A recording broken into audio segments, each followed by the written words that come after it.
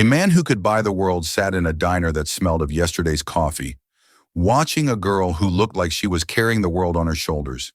He was Julian Croft, a name synonymous with skyscrapers and stock markets. A man drowning in a life of sterile luxury. She was a waitress, anonymous and exhausted. In the next 3 minutes, two armed men would shatter the diner's mundane peace, but they wouldn't be the most dangerous thing in the room. The most dangerous thing would be the quiet, unshakable calm of the waitress, a calm that would dismantle one man's empire and rebuild another's soul. This is the story of what happened when immense power met immovable character. Julian Croft despised Tuesdays. They were the gray, unremarkable middle child of the week, filled with pointless board meetings and sycophantic assistants. On this particular Tuesday in October, the air in his penthouse apartment, 80 floors above the Seattle skyline, felt particularly thin. The panoramic windows displayed a city he owned in pieces, but no longer felt a part of. He was 62, a widower for 2 years, and the silence in his life was a physical presence. His late wife, Eleanor, had been the one who anchored him. She saw the man, not the monolith.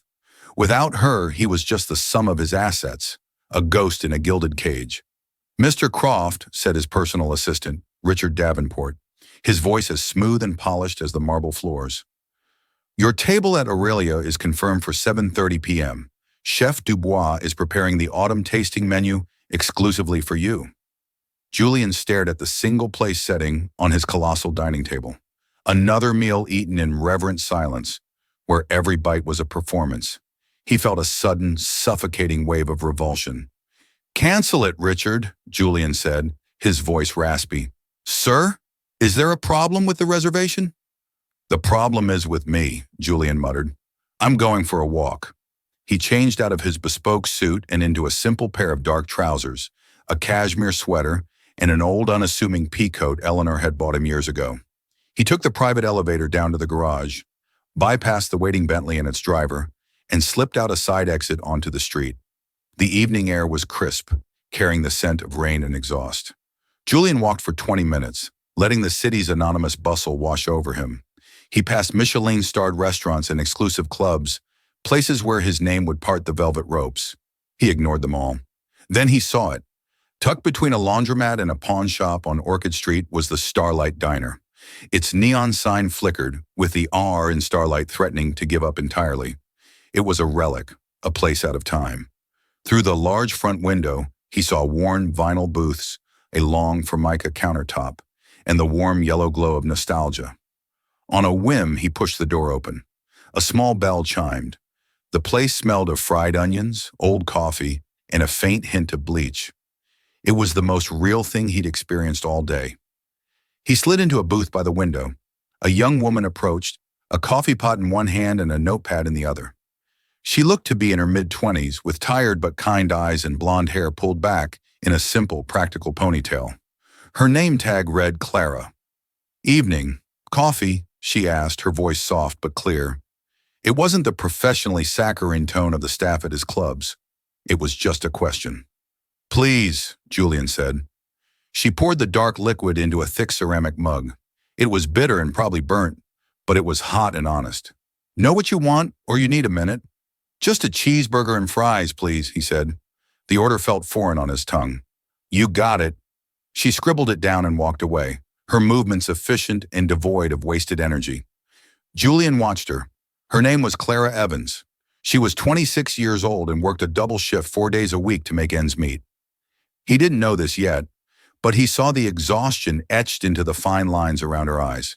He saw the slight wear on the collar of her uniform and the sensible, worn-down soles of her shoes. Yet there was a profound stillness about her. While the other waitress, a bubbly woman named Maria, flitted about with frantic energy, Clara moved with a centered grace, as if conserving every ounce of a finite resource. He saw her handle a rude customer at the counter who complained his soup was cold. She didn't get flustered or defensive. She simply listened, nodded, took the bowl, and returned a moment later with a steaming one. "My apologies, sir. This one should be better." Her calm was a shield, disarming his aggression completely. Julian found himself fascinated. In his world, calmness was a performance, a tactic used in negotiations. Her calm seemed to be a fundamental part of her being. For the first time in months, he wasn't thinking about quarterly reports or stock portfolios. He was just a man in a diner, watching a waitress named Clara, feeling a sliver of peace he couldn't explain. He was halfway through his surprisingly delicious cheeseburger when the bell on the door chimed again. This time, it wasn't a customer. Two men stepped inside. They were not there for the coffee. The first was tall and wiry, his face obscured by a pulled-down beanie and a cheap cloth mask. He held a matte black handgun, holding it with a tremor that betrayed his nervousness. The second man was shorter, broader, and moved with a grim purpose. His face was also covered, and he carried a canvas duffel bag. "Everybody down on the floor! Now!" the wiry one shouted, his voice cracking. "Phones on the table. Wallets on the table. Move!" The diner, which had been filled with the low hum of conversation and the clatter of cutlery, fell into a terrifying silence, punctured only by a woman's gasp and the scraping of chairs. The 10 or so patrons, including Julian, complied instantly. Years of instinct screamed at Julian to assess, to control, to command the situation, but his body, unaccustomed to physical threat, wisely chose to obey. He slid his $1,000 wallet and state-of-the-art smartphone onto the table before lowering himself to the cold, sticky linoleum floor. From his vantage point, he could see Clara. She hadn't moved. She was standing behind the counter, her hands resting flat on its surface. She wasn't frozen in fear. She was utterly, unnervingly still. The broader man vaulted over the counter. "The register! Open it!" he growled, shoving the duffel bag at her. Clara's eyes met his. She didn't plead or cry. She simply nodded. "Okay," she said, her voice even. "Just take it easy. No one here is going to give you any trouble." She turned to the old-fashioned cash register, her movements deliberate. She pushed a sequence of buttons and the drawer popped open with a cha-ching that sounded impossibly loud in the tense silence. It held maybe $200 in small bills and change. She began scooping the cash into the bag. Meanwhile, the nervous gunman was circling the tables, his weapon waving erratically. He was a kid, Julian realized, maybe 19 or 20. His fear was more dangerous than any malice. He reached the booth where an elderly couple, the Hendersons, were huddled on the floor. Mr. Henderson, a man easily in his 80s, was having trouble breathing, his chest hitching in ragged, shallow gasps. "What's his problem?" the gunman snapped, pointing the gun at the old man. "Please," Mrs. Henderson whimpered. "He has a heart condition. He needs his medication." "Shut up," the kid yelled, his panic escalating. It was Clara who spoke. Her voice cut through the tension like a surgeon's scalpel. "He's having a panic attack," she said, not looking up from her task of filling the bag. "Yelling at him is going to make it worse. It could trigger a full-blown cardiac event." The gunman swiveled to face her. "You shut up. Get that money in the bag." Clara finished with the register and pushed the bag back towards the other robber. Then she looked directly at the younger one. "Look at his hands," she said, her tone shifting from informative to gently instructive. "They're turning blue. He's not getting enough oxygen. You don't want an assault and robbery charge to become a murder charge, do you? That's a whole different world." She wasn't challenging him. She was reasoning with him. It was an insane tactic, yet it seemed to be working. The gunman's own panic was being overridden by the sheer authority in her voice. "In the side pocket of her purse," Clara continued, nodding towards Mrs. Henderson's bag on the seat, "is a small vial of nitroglycerin pills. Just let her give him one. That's all." The gunman hesitated, his eyes darting between Clara and the gasping old man. The other robber, finished with the register, grunted. "Forget it, Mike. Let's go." "It will take 5 seconds," Clara insisted, her gaze unwavering. "Let her help him. Then we can all go on with our nights." The one called Mike, a name that suddenly made him terrifyingly human, gave a frantic nod. Mrs. Henderson, her hands trembling, fumbled in her purse, produced the vial, and placed a tiny pill under her husband's tongue. "Now the wallets," the older robber demanded, coming back around the counter. He started grabbing the wallets and phones from the tables. When he got to Julian's, he paused. He picked up the wallet, the worn leather a stark contrast to the thick stack of $100 bills inside, and the black, unlimited credit American Express card. Well, well, he sneered. Look what we got here. He looked down at Julian, who kept his face impassive, his eyes on the floor. Leave it, Mike said, his voice urgent. We've got the cash. Let's go. The older one ignored him, pocketing Julian's wallet. He grabbed the other few wallets and they backed toward the door. Nobody move for 5 minutes, or I swear I'll come back. And then they were gone. The bell chimed mockingly on their exit. The diner was silent for a full 10 seconds. Then, Mrs. Henderson let out a sob of relief. Mr. Henderson's breathing was already steadying. Patrons slowly began to sit up, their faces a mixture of shock and disbelief. Julian Croft pushed himself up, his knees aching. He looked over at the counter. Clara hadn't moved. She had one hand resting on the counter to steady herself, and he could see the slight tremor in her fingers. It was the only sign that she was affected at all. She had put her fear in a box, dealt with the crisis, and was only now allowing her body to react. She took a deep, shaky breath, then walked over to the Hendersons' booth.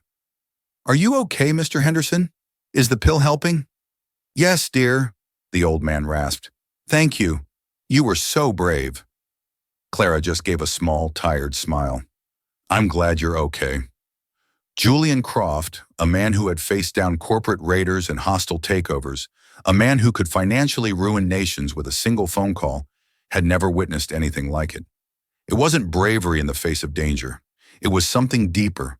It was a profound, unshakable competence, a grace under a pressure he couldn't begin to fathom. And he knew, with a certainty that settled deep in his bones, that his life had just irrevocably changed. The wail of sirens grew from a distant cry to a deafening roar, and soon the Starlight Diner was awash in flashing red and blue lights. The next hour was a blur of police officers, paramedics, and witness statements. The paramedics checked on Mr. Henderson, who was now stable, his color returned. He and his wife couldn't stop talking about Clara, hailing her as a hero. Julian gave his statement to a weary-looking detective named Miller. He recounted the events precisely, his memory for detail honed by decades of high-stakes business deals. And the waitress, Clara Evans, Detective Miller said, glancing over at her. She stayed calm, you say? Calm doesn't begin to describe it, Julian corrected him. She took control, not with force, but with reason. She de-escalated the younger one. She may have saved that man's life. He made a point to emphasize her name. Clara Evans. Miller nodded, jotting it down. We hear that a lot. People do surprising things when their adrenaline is pumping. Julian knew it was more than adrenaline. Adrenaline made people fight or flee. It didn't make them diagnose a panic attack and calmly negotiate a medical intervention during an armed robbery. After the police had taken his information, Julian watched as the diner's owner, a portly man named Sal, arrived in a fluster. He wrung his hands and surveyed the scene, his primary concern seeming to be the lost revenue and the inevitable paperwork. Clara was the one methodically getting things back in order, sweeping up a glass that had been knocked over, comforting her shaken coworker, Maria. Finally, as the chaos began to subside and the last of the police were finishing up, Julian approached the counter. Clara was wiping it down, her movements slow, as if the energy she'd conserved for so long was finally depleted. Are you all right? Julian asked, his voice softer than he'd intended. She looked up, and for the first time, he saw the deep, profound exhaustion in her eyes. It was a weariness that went far beyond the night's events. I will be, she said. Tired, mostly. Are you okay, sir? I'm fine, he said. He reached into his pea coat's inner pocket and pulled out a slim, platinum money clip. It was his emergency stash, something he always carried. He peeled off 10 $100 bills. He pushed the stack across the counter. For the register, and for you, for what you did. Clara looked at the money, then back at him. A flicker of something, pride or perhaps just weariness, crossed her face. She gently pushed the money back towards him. I appreciate that, sir, but I can't take it. Sal has insurance for the register. As for the rest, I just did what anyone would have. Julian was taken aback. He was used to people taking what he offered, often before he'd even finished offering it. Her refusal was more stunning than her bravery during the robbery. Please, he insisted. You deserve it. You were extraordinary. I'm just a waitress, she said, though the words sounded hollow, as if she didn't believe them herself. But thank you for the sentiment. Are you sure you're all right? You lost your wallet? It's just money and plastic. It can all be replaced, he said, his mind racing. He couldn't just walk away. He felt an inexplicable need to understand who this woman was. He reached into his pocket again and pulled out a small, unassuming black business card. It was made of carbon fiber, cool and rigid to the touch. It held only his name, Julian Croft, and a single private phone number.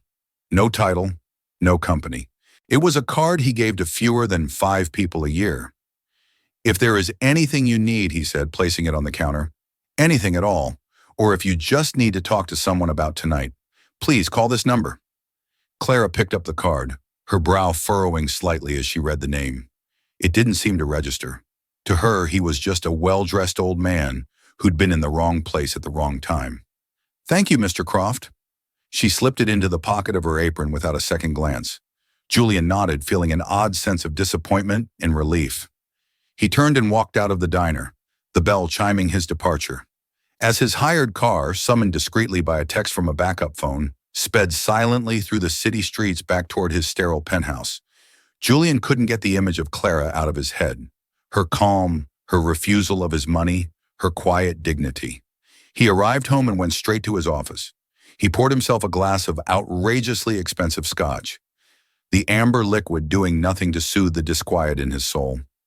He picked up the phone and dialed the head of his personal security team, a man who could find anyone anywhere. I have a name for you, Julian said, his voice low and serious. Clara Evans. She works at the Starlight Diner on Orchid Street. I want to know everything. Where she lives, where she's from, her family, her education, her debts, her dreams, everything. And I want it done with the utmost discretion. She is not to know she is being looked into. Is that understood?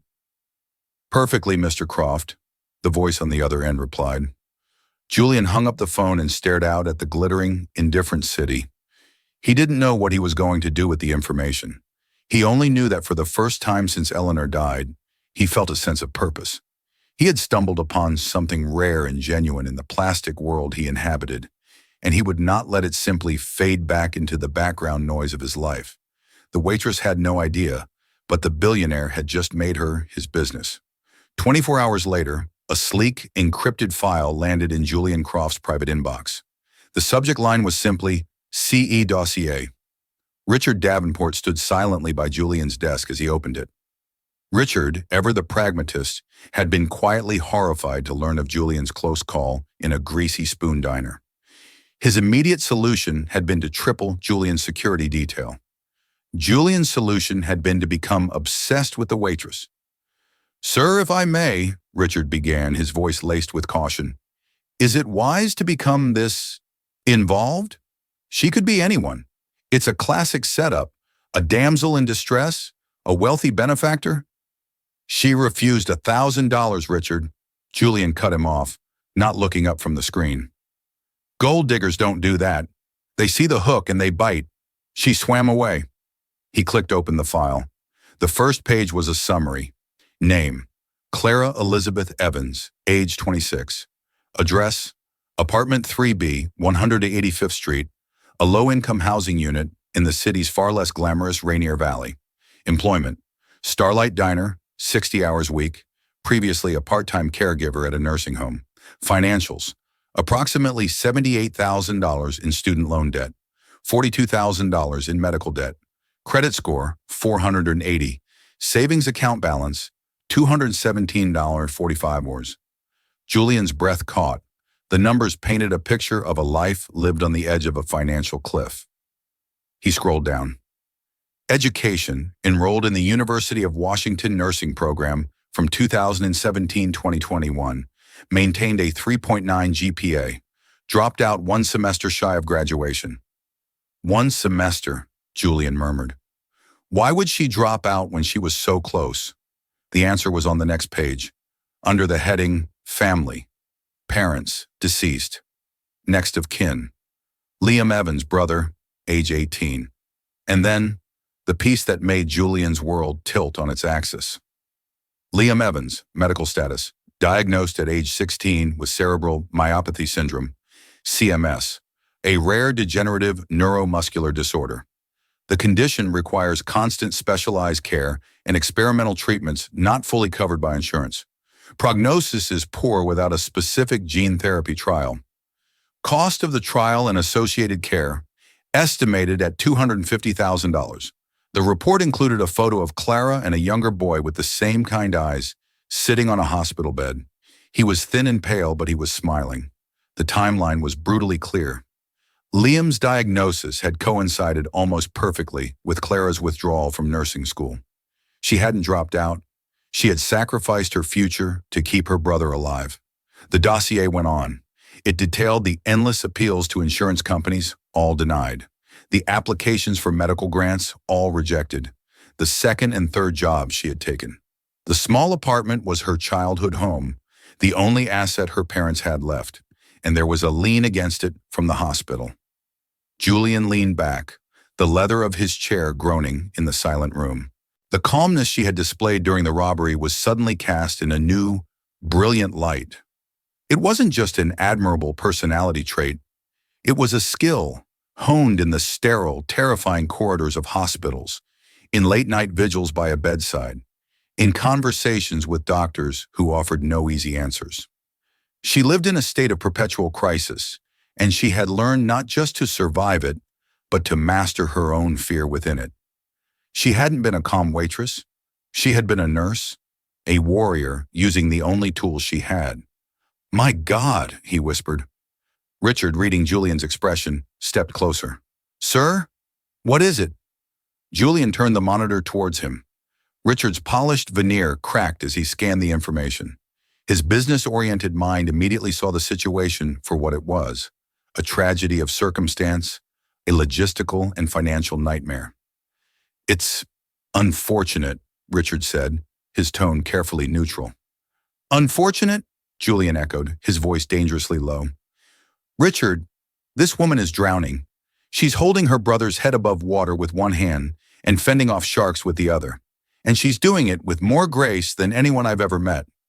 My wife, Eleanor would have," he trailed off, the name catching in his throat. Eleanor had been the heart of his empire. She had spearheaded their philanthropic endeavors, always focusing on individuals, not institutions.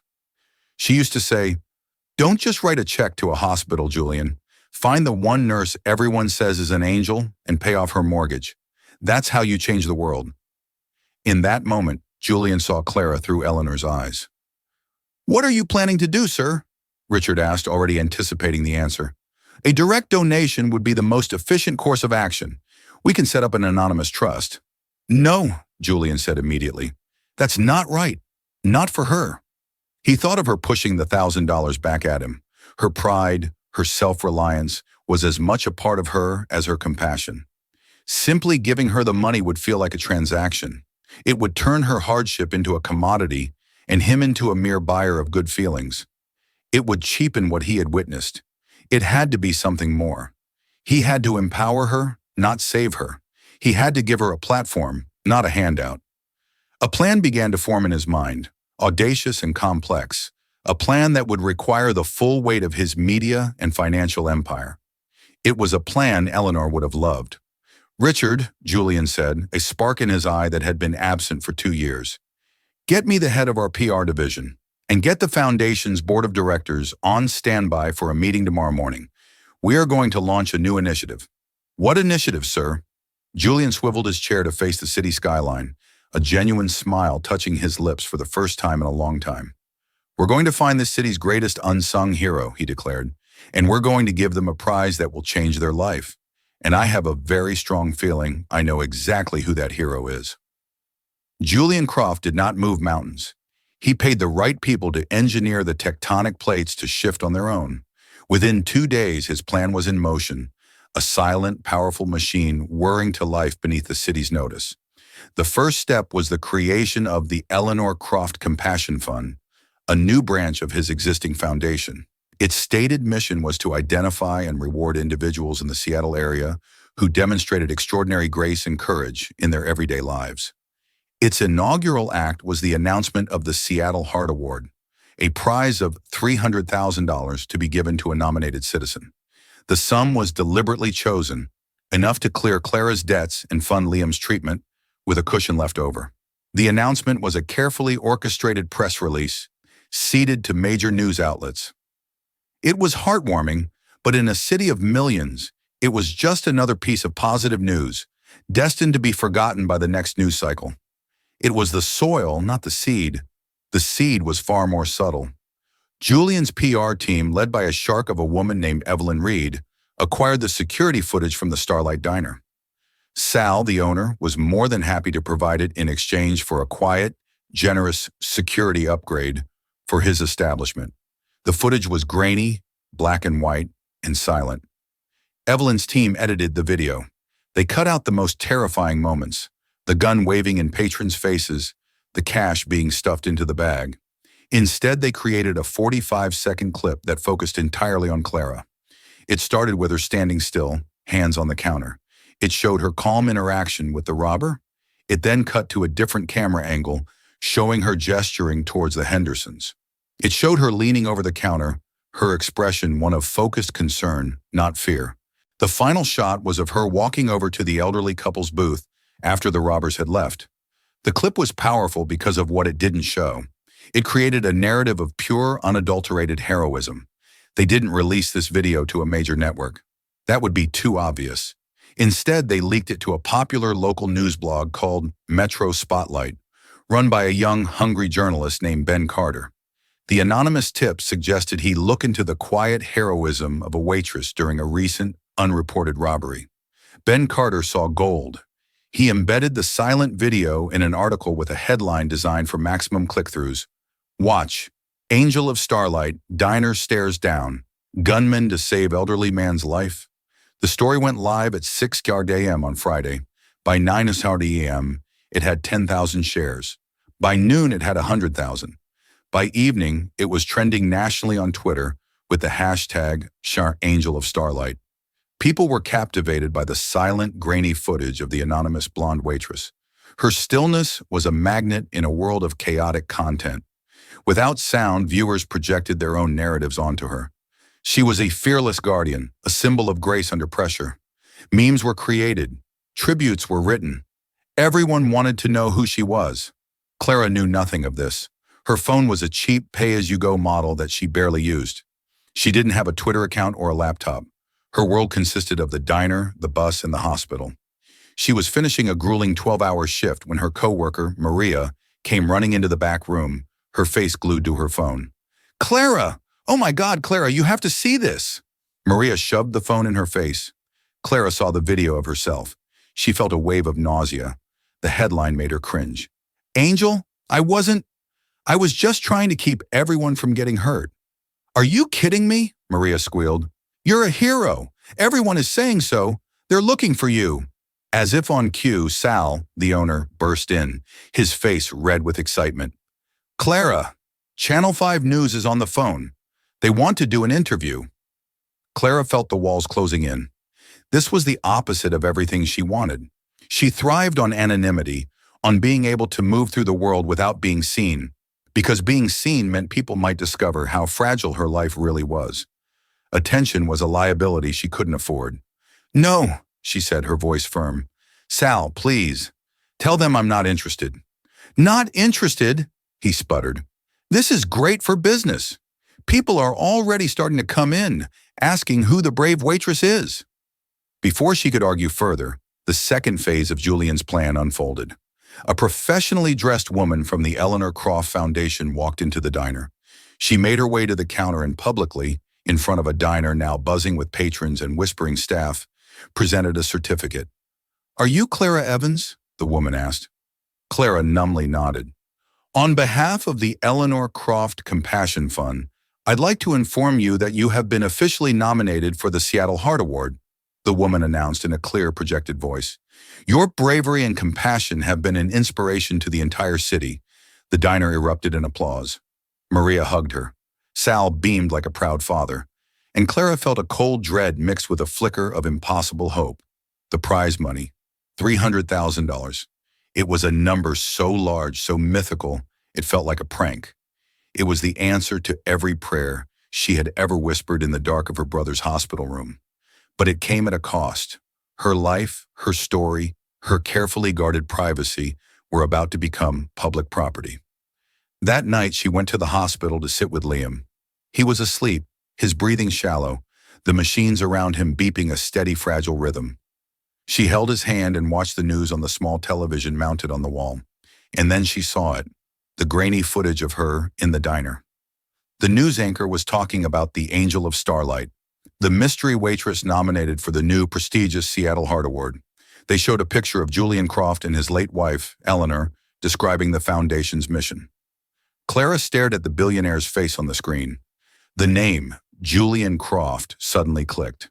He was the kind, well-dressed man from the diner, the one who had tried to give her money, the one who had left his private business card. It wasn't a coincidence. He had orchestrated all of this. But why? A terrifying thought entered her mind. This wasn't a reward.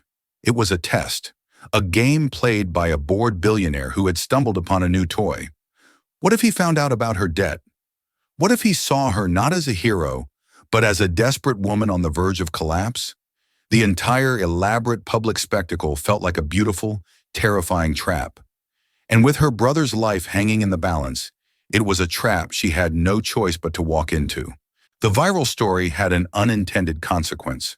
In making Clara Evans a citywide hero, Julian Croft had also made the robbery the most talked-about crime in Seattle.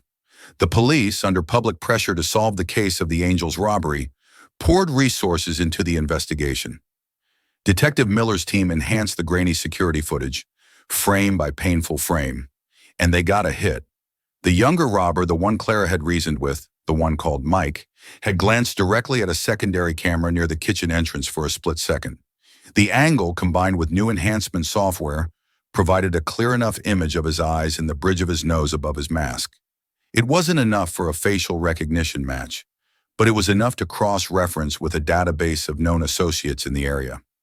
A week after the story broke, the police brought in a low-level informant. He looked at the enhanced image. "Yeah," he said. "That looks like Mikey. Mikey Larson. Kid's a mess. His mom's real sick." The dam broke. The police had a name.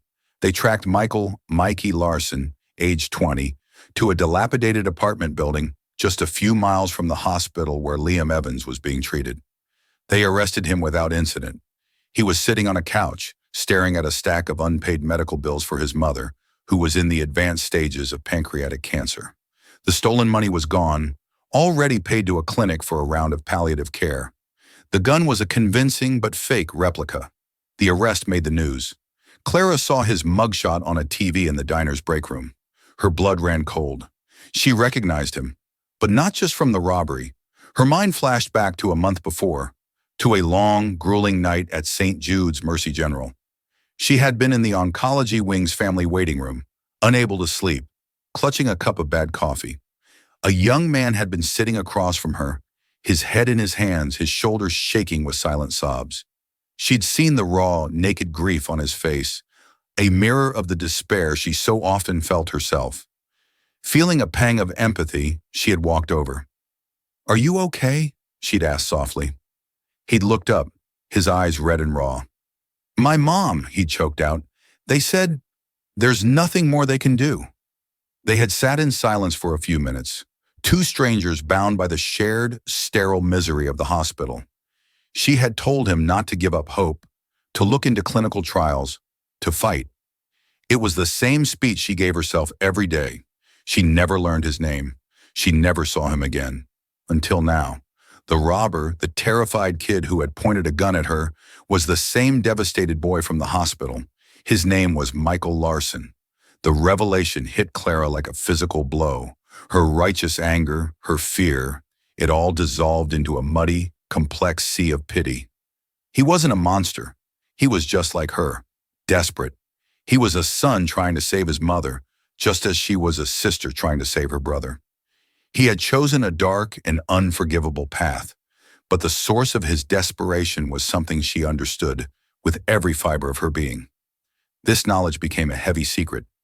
What would people think of their angel if they knew she felt a profound sympathy for one of her attackers? What would the Croft Foundation think? It could ruin everything. The nomination, the award, the money for Liam. It was all predicated on a simple, black and white story of a hero and villains. Her new reality was a messy, uncomfortable shade of gray. Meanwhile, Julian Croft's world was also being complicated. His right-hand man, Richard Davenport, had never trusted the neatness of the story. He believed that in their world everyone had an angle. He saw Clara Evans not as a hero, but as a potential liability, a variable that could embarrass the Croft name. Using his own private investigators, men far more ruthless than Julian's discreet security team, he kept digging into Clara's life, convinced he'd find a flaw. His investigators caught a break. They canvassed the hospital staff, asking about Clara. A chatty nurse on the oncology floor remembered her. "Oh yeah, Clara. Sweet girl. Always here for her brother.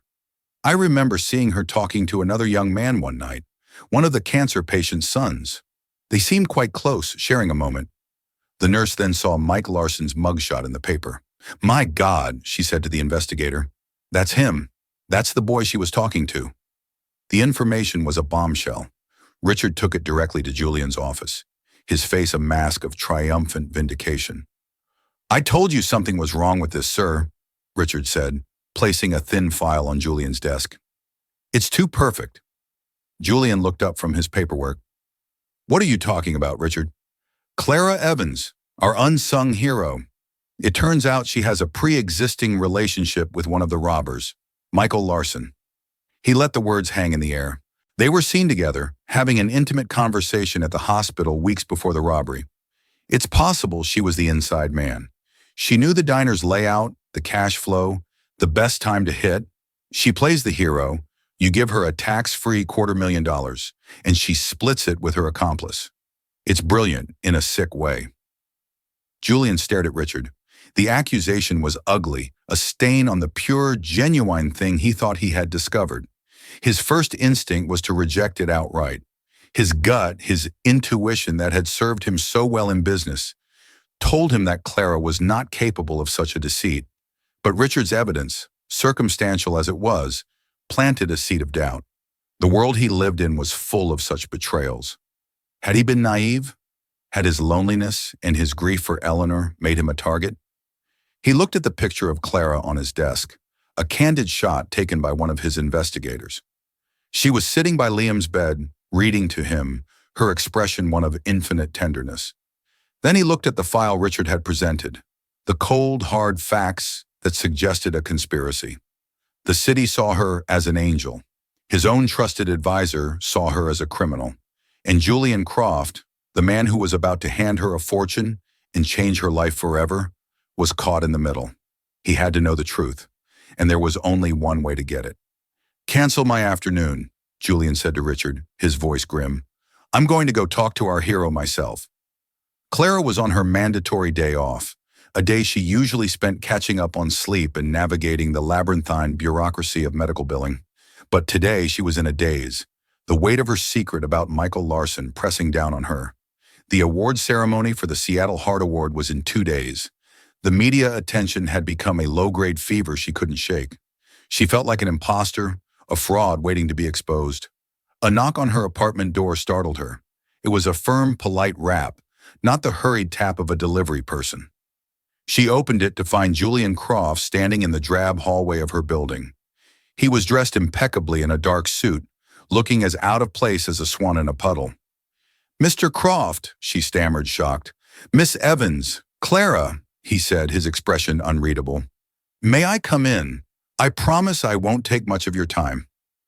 Numbly, she stepped aside and led him into her small, meticulously clean apartment. It was sparsely furnished, but everything was in its place. Photos of a smiling, healthy Liam were everywhere. Julian's eyes took it all in, a world away from his own. "Please have a seat," she offered, gesturing to her worn but comfortable armchair. Julian remained standing. He wanted to keep this formal, a barrier against the sympathy he felt welling up inside him. "I'll get right to the point," he began, his voice laced with a corporate chill she hadn't heard in the diner. "My team has uncovered some troubling information. It has been brought to my attention that you knew one of your assailants, Michael Larson, prior to the robbery. Clara's face went pale. The floor seemed to drop out from under her. This was it, the exposure she had feared. I don't know what you mean, she said weakly, the lie tasting like ash in her mouth. Please don't, Julian said, his voice softening slightly, a crack in his armor. A witness saw you with him at the hospital. A heartfelt conversation, weeks before the incident. My associate Richard has a theory. He believes you were involved, that you helped plan it. Tears welled in Clara's eyes, tears of frustration, fear, and exhaustion. She sank onto her couch, the fight going out of her. She could deny it, but what was the point? The lie was too heavy to carry anymore. I didn't help him rob the diner, she said, her voice barely a whisper. I swear on my brother's life I had no idea who he was that night. Then explain the meeting at the hospital, Julian pressed, his gaze intense. Clara took a shaky breath and told him the truth. She described the long night in the waiting room, the shared moment of despair with a stranger, the overwhelming sense of connection to another person, drowning in the same ocean of grief.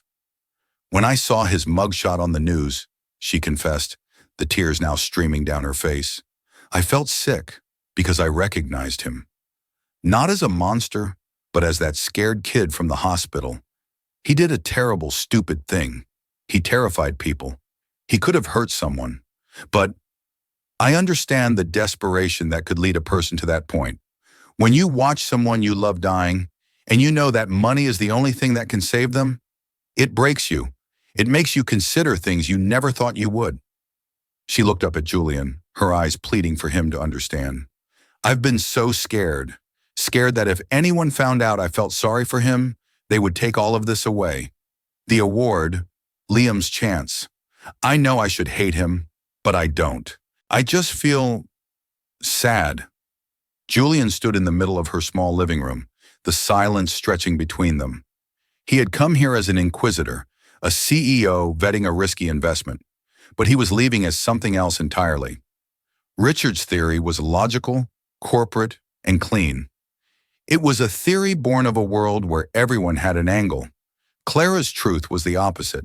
It was messy, emotional, and profoundly human. She wasn't a conspirator. Her flaw in the eyes of his world was not greed, but an excess of empathy. She was capable of feeling compassion for the very person who had threatened her life, simply because she recognized his pain as a reflection of her own. In that moment, Julian didn't see a liability. He saw his wife. Eleanor had possessed that same radical empathy, the ability to see the wounded person behind the terrible act. He had his answer. Thank you for your honesty, Clara, he said, his voice now gentle, all suspicion gone. He finally sat down in the chair opposite her. Your secret is safe with me, and you are wrong about one thing. That compassion you feel isn't a weakness to be hidden. It is the very reason you were nominated. It's what the award is for. He stood up. I will see you at the ceremony in 2 days. Please, hold your head high. You have nothing to be ashamed of. With that, he left. Clara sat on her couch, stunned, a wave of impossible relief washing over her. 2 nights later, she stood on a brightly lit stage in a borrowed dress, facing a ballroom filled with Seattle's elite. Julian Croft sat in the front row, giving her a small, reassuring nod.